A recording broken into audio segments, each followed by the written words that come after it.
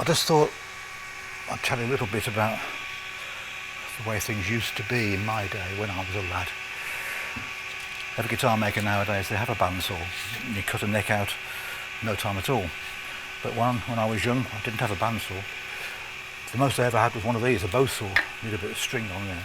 So the neck, that thick, would be cut out with a bow saw by hand, or even sometimes a saw that was much smaller than that, a coping saw. Hard work.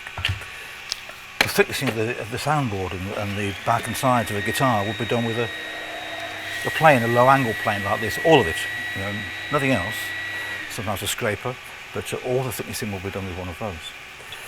Binding grooves. Nowadays, every guitar maker has a number of routers with different sized bits in, which can go around there and cut a nice little groove very quickly. Well, the first 50 or so guitars I made was done with one of those. It's called a scratch stock.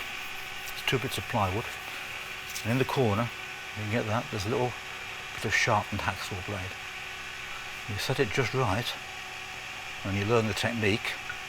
You can go around the body and scrape a groove into the corner. I won't do it on that, but watch this. Can you get that groove in the corner? That's the first stage. Then we can step that to a different depth and do another groove and turn it round to go in the other direction, because it will only go in one direction with the grain. All done with that, all done by scraping it out, and the slots for the purfling as well. Now, cutting sound holes. Didn't have routers. The first DIY router would have been about 75. And I made this. I made this in the model shop of the place where I was supposed to be earning a living. It's 2 little scalpel blades with a gap between them clamped in on a radius arm, which can be set to anything you like. And you move that round in a circle, and it cuts 2 little cuts, and a third little blade in between lifts out the wood in between. So that cuts a channel in a circle. You use the same idea to cut round here for that channel if you want to. Just homemade devices, that's all there was. Cutting fret slots, there were no templates. You couldn't buy the saw blades. You had to make your own way of doing things. So, saw blade in a handle. That's one way of doing it. Another saw blade in a handle. Another saw blade in a handle. Another saw blade in a handle.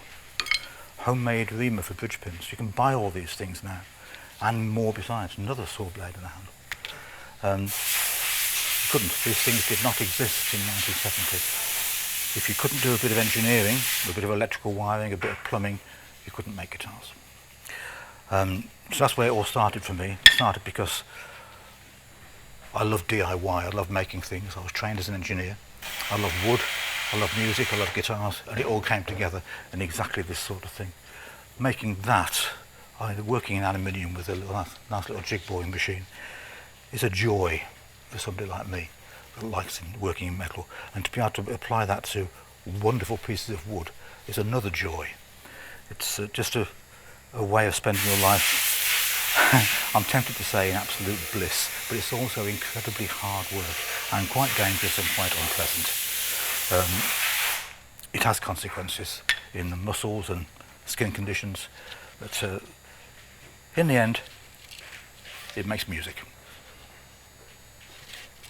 You go.